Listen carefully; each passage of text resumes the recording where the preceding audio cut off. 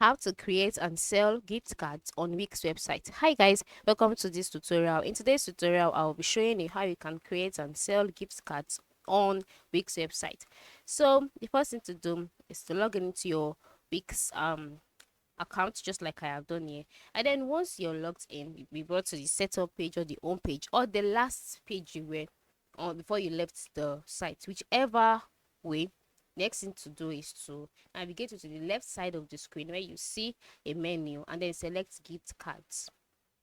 Once you select gift card, you'll be directed to the gift card page. And then once you're on the page, you'll see start selling gift card today, and that etc.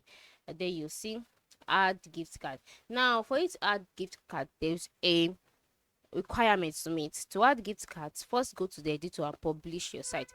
So once you've before you can create or sell gift card, you have to ensure that your site has been published. So once your site has been published, come back here and then click on add gift cards to site. Once you click on it, you'll be directed to another page where you'll be asked to select what kind of gift card it is, the price, etc. Just click on it and edit it the way you want. Once you've edited it, click on add gift card to site. Then once you do that, the gift card will be added automatically to your site, and then people can view it and purchase it if they want to.